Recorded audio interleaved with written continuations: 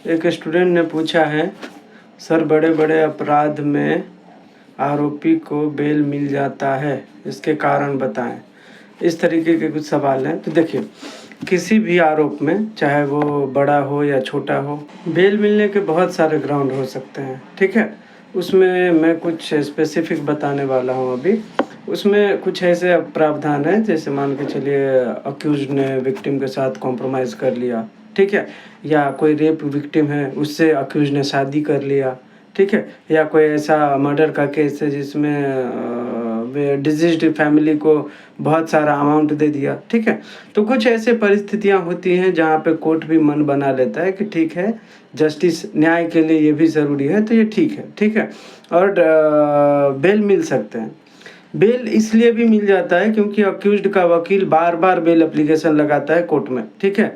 कोई भी सर्कमस्टांस से चेंज हुआ, बेल एप्लीकेशन लगा दिया। एक बार रिजेक्ट होगा, 2 बार रिजेक्ट होगा, लोअर कोर्ट में रिजेक्ट होगा, ऊपर कोर्ट में जाएंगे, ऊपर कोर्ट में रिजेक्ट होगा, उसके ऊपर कोर्ट में जाएंगे। तो बेल, आपको ऐसा लगता होगा कि बेल किसी भी अक्यूज्ड को तुरंत मिल जाता है, तुरंत नहीं मिलता है।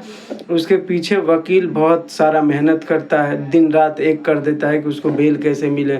बहुत सारे जजमेंट सुप्रीम कोर्ट के अटैच करते हैं, प्रेसिडेंट लगाते हैं, हाई कोर्ट के लगाते हैं, डॉक्ट्रिन ऑफ पेरिडी के ऊपर ध्यान दे करके एप्लीकेशन बनाते हैं। तो बहुत सारा ग्राउंड होता है जिसके आधार पर कोई वकील जो है अपने मुवक्किल को, अक्यूज्ड को बेल दिलाता है। इसके इतर कुछ ऐसे ग्राउंड्स हैं जो मैं आपको आगे बताने वाला हूँ। अपराध जो होता है 2 नेचर का होता है, एक होता है हीनियस और एक होता है पेटी, ठीक है। मतलब एक होता है लेस हीनियस और एक होता है हीनियस। हीनियस अपराध जो होते हैं, जैसे मान के चलिए मर्डर हो गया, रेप हो गया, एसिड अटैक हो गया, रॉबरी हो गया, डकैती हो गया, ठीक है। ऐसे जो अपराध हैं उसमें बेल मिलना बहुत मुश्किल होता है, ठीक है। लेकिन ऐसा नहीं है कि बेल नहीं मिलता है, बेल मिल सकता है। उसके बहुत सारे ऐसे प्रावधान हैं जहाँ पे आपको ये पता चलेगा कि जैसे मान के चलिए कोई मैटर गया मर्डर का, और कोर्ट को लगता है कि प्राइमा फेसी जिस अक्यूज्ड को पुलिस ने पकड़ा है उसके ऊपर केस नहीं बन रहा है, ठीक है, या उसके खिलाफ कोई अभी तक एविडेंस नहीं मिला है। तो भले ही आपको लगता है कि उसके ऊपर मर्डर का चार्ज है और उसको बेल मिल गया, तो बेल मिल गया, इसके पीछे ये रीज़न नहीं है कि उसने मर्डर किया था तो बेल मिल गया।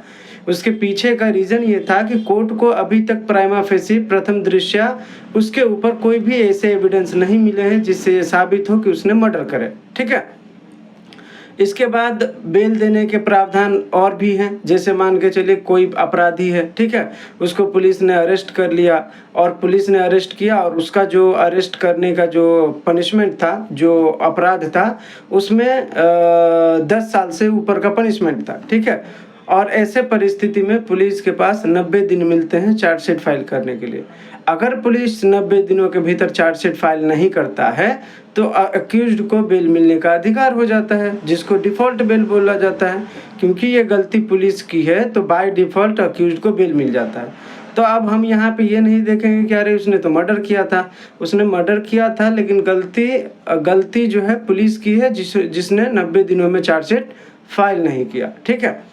तीसरा प्रोविज़न ये कहता है हमारे बीएनएसएस में कि कोई भी आरोपी है, चाहे वो मर्डर किया हो, रेप किया हो, किसी भी हीनियस ऑफेंस में है, अगर उसका ट्रायल में देरी हो गया और उसने जितनी सज़ा है टोटल उसका उसने आधा पनिशमेंट जो है जेल में बिता लिया है, तो उसको भी बेल मिलना चाहिए। ऐसा सुप्रीम कोर्ट के बहुत सारे गाइडलाइन हैं। तो ऐसे में आप बोलोगे कि उसने मर्डर किया था, रेप किया था, फिर भी उसको बेल मिल गया, ऐसा नहीं है। ऐसा प्रोविज़न में है कि कोई भी बंदा अगर जो पूरा पनिशमेंट है, जैसे मान के चलिए मर्डर में 20 साल है और उसने 10 साल ऑलरेडी जेल में बिता लिए, लेकिन अभी तक ट्रायल उसका पूरा नहीं हुआ है, ट्रायल में देरी हो गया, तो ऐसे में सुप्रीम कोर्ट ने बहुत सारे मामलों में बेल दे दिया है। तो ऐसे होता है। तो बेल का कोई स्पेसिफिक कंडीशन नहीं है, लेकिन हाँ कुछ ऐसे प्रोविज़न है जो बेल देने के लिए जज को पावर देता है। डिस्क्रिशन ऑफ कोर्ट होता है कि कोर्ट को अगर लगे बेल देना है तो दे सकते हैं, नहीं तो अगर उनको कोई ऐसा ग्राउंड है जिसके आधार पर बेल नहीं मिलना चाहिए तो कोर्ट अवॉइड भी कर सकता है। उम्मीद है आपको मैं समझाने में समर्थ रहा हूँ। Thank you so much.